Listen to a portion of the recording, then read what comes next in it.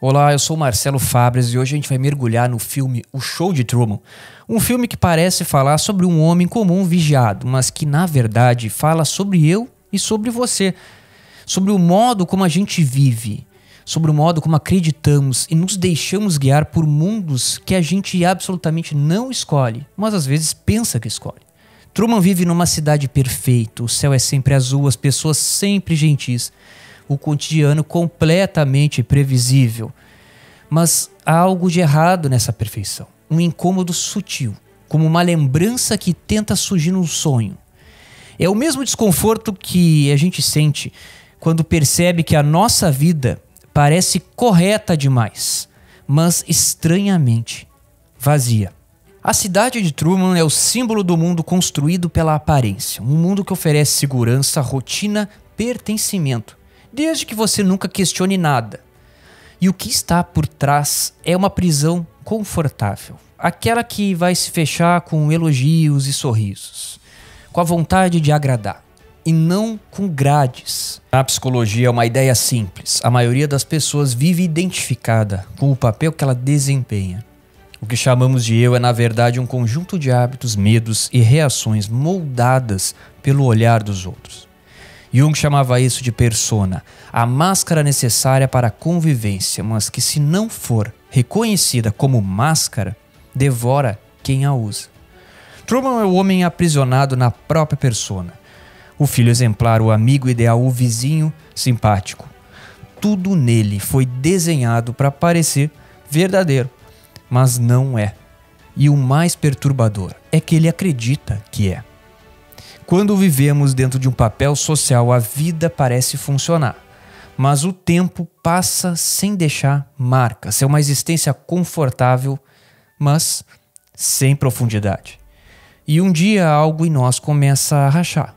Um lampejo de dúvida, um gesto de desobediência, uma sensação de que há algo além daquilo que foi ensaiado. Let's go home where you'll feel safe. Give me your hand. Sweetie.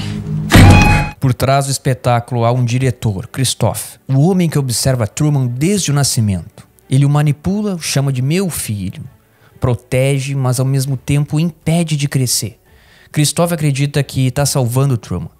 Salvando do mundo, quando na verdade está impedindo que ele viva.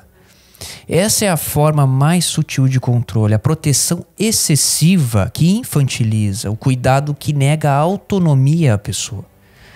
Quantas vezes aceitamos regras, ideias, sistemas, relacionamentos apenas porque eles prometem uma segurança? A segurança é o argumento mais antigo contra a liberdade. Christoph instala o medo como ferramenta. O mar, no Show de Truman, é um símbolo do inconsciente. Ele se torna o trauma principal do protagonista.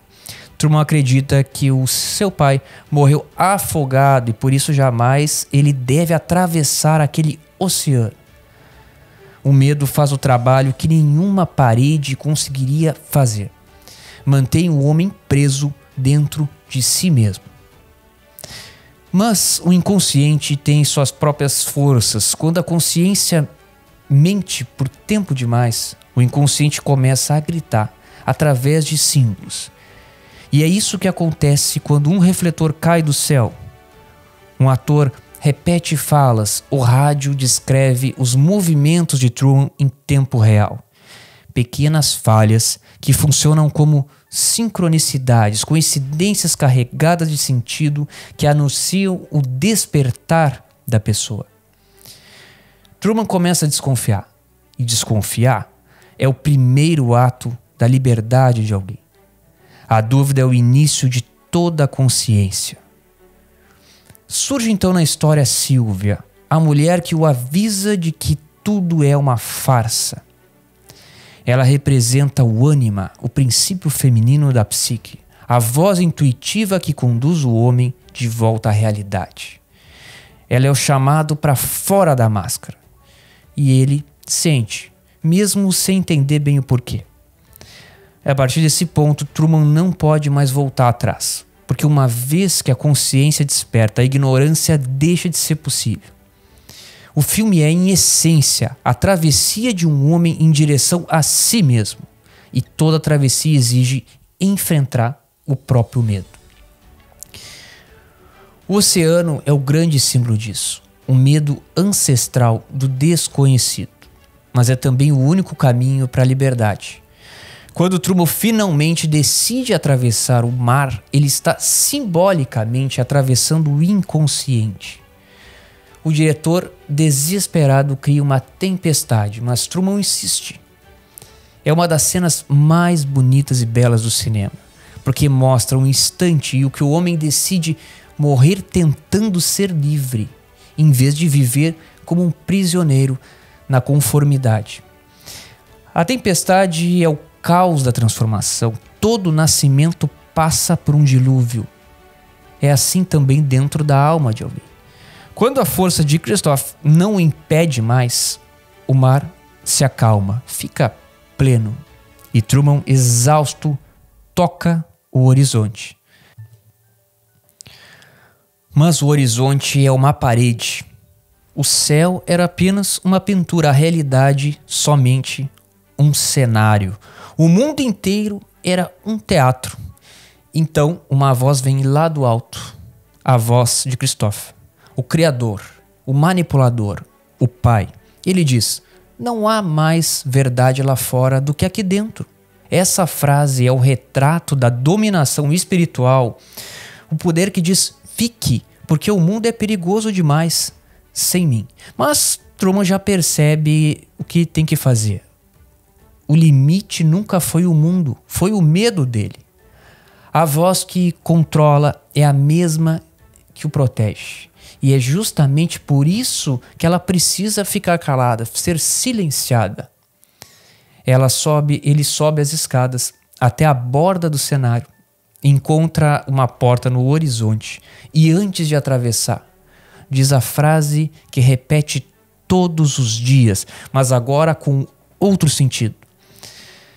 Caso eu não os veja mais, bom dia, boa tarde e boa noite. É o adeus à máscara. Truman largou a máscara. O rito de passagem do homem que desperta para o próprio ser. Ele não vai precisar destruir aquele mundo. Basta largar ele, deixar para trás.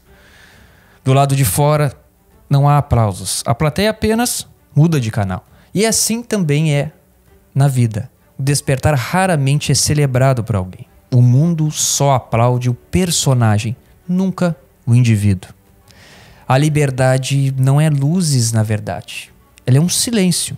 E o silêncio é o espaço onde a verdade começa a se construir. Truman sai por uma porta sem saber o que existe depois dela.